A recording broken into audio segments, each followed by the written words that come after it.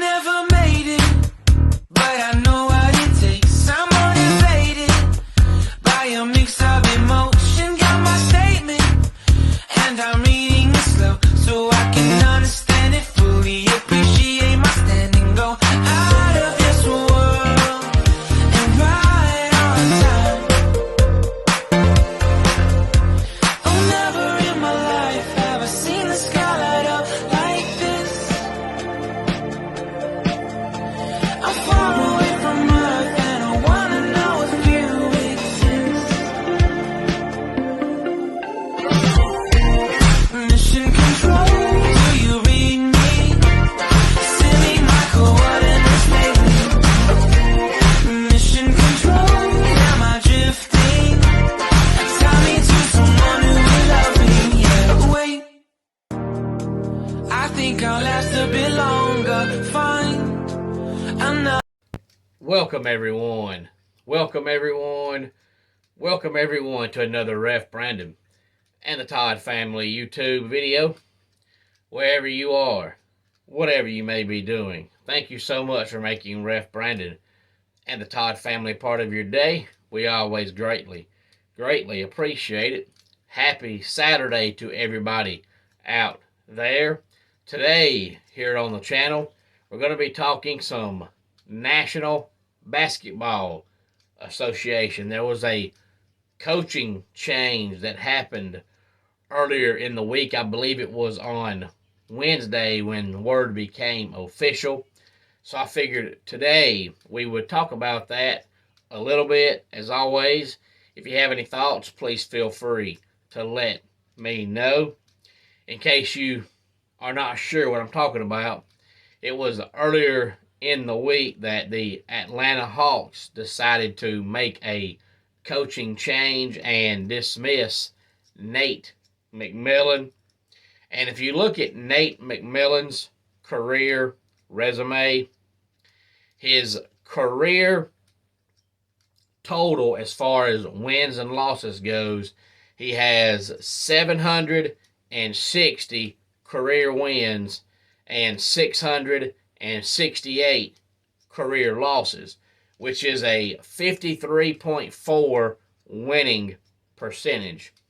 He has coached at 4 different organizations. He coached the Seattle Supersonics, the Portland Trailblazers, the Indiana Pacers, and the Atlanta Hawks. Now, he's 58 years old, so I'm not sure how long he wants to continue to coach. If he wants to continue to coach, he may decide to just be an assistant coach for a few years and hang it up. I'm sure he's made enough money throughout his career between playing and coaching that if he wanted to call it quits right now, he could. But in the college world, he would be considered a program builder. Now, with the Hawks, he improved them a little bit, but not really enough to really even notice or recognize. But when he took over Seattle, they were awful. When he took over the Portland Trailblazers, they had been bad for a long time. And same way with the Pacers. The problem is he takes over these teams or programs, whatever words you want to use, that are kind of in the pits, and he turns them around and turns them into a winning team. But then once he gets there, that's it. So he's not going to turn your team around enough to compete for a championship. But he would be a great coach for a team like the Detroit Pistons or the Orlando Magic or the Houston Rockets, teams that are lucky right now to win 20 games a year. But he would turn them around and get to about 45 wins, and that's about his peak. So he's good at turning teams around and turning bad teams into winning teams. But once he starts winning, that's about as far as he's going to go. Once his teams start getting expectations and people expect something out of them, it just doesn't happen. But it was kind of an odd time to make the move because here on the channel, every quarter mark of the season, I've gone over the standings in the Eastern Conference and the Western Conference. And even at about the halfway point of the season, when I talked about it, the Hawks were hovering around 500. Now, they just played their first game last night without McMillan, and they won. So they're back to 500 on the season. But if you look at their roster and the talent they have, they shouldn't be a 500 team. There's just no excuse for a team with that kind of talent to be right at 500. Now, they're probably still going to make the playoffs, but they should be, at worst, a 6 seed in the Eastern Conference. That should be the bottom of the barrel. Really, truly, they should be about a 4 or 5 seed in the Eastern Conference. But it's an odd time to make the move because when they made the move earlier in the week, they had 23 games left to go in the regular season. Now it's 22 after last night. And that's kind of a bad time to make a move because you hire an interim coach and 23 games is really not long enough for him to show you enough on whether or not he's good enough to actually get the job. So what's going to happen is if they fall apart, it'll be his fault. If he comes in there and goes 14-9 or 15-8, people are going to say, "Oh, give that man the job." And Nate McMillan's contract ran out at the end of this year. And there's been rumors going around since December that he was not going to be back next year. So if you already know your coach is not going to be back next year, and you've got the talent the Hawks have, and you've hovered around 500 all year long, why do you wait until the last 23 games of the season to make the move? I don't understand that. Especially, there's already a report going around that Quinn Snyder is going to be their next coach. So why make the move now? Because with Nate McMillan or without Nate McMillan, you're going to go to the playoffs. You're going to be somewhere between a 6 seed and an 8 seed, with or without Nate McMillan. And Quinn Snyder is not going to become your next head coach in the middle of a season.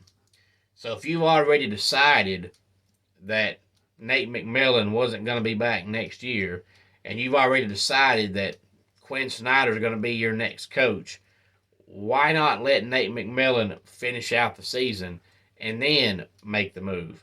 Or why not have made the move back in December when you originally started struggling and actually go ahead and get some serious candidates in there and give them a chance? I don't understand why they made the move when they made it. And if you didn't hear the press conference from current Hawks general manager Landry Fields, he's pretty much a walking, talking PR guy. It could have been a robot sitting there talking, and you would have gotten the same answers from that robot that you got out of Landry Fields. He said a lot of things, but nothing of substance.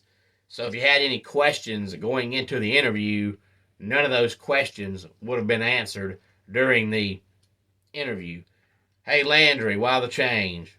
"Well, there's just some things that I'm just not happy about." "What made you make the change right now?"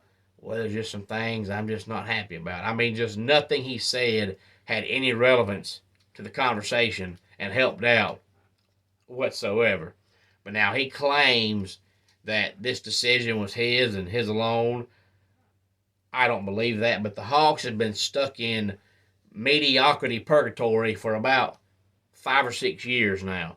So they need to go ahead and find a coach and stick with the coach. I believe they've had 3 coaches in 5 years. And when you're a mediocre team, you're not going to show improvement by having a swinging door of head coaches every couple of years. But any thoughts on it, please feel free to let me No. Don't forget about Homes for Our Troops, the publicly funded 501c nonprofit organization that builds and donates specially adapted custom homes nationwide for severely injured post 9/11 veterans.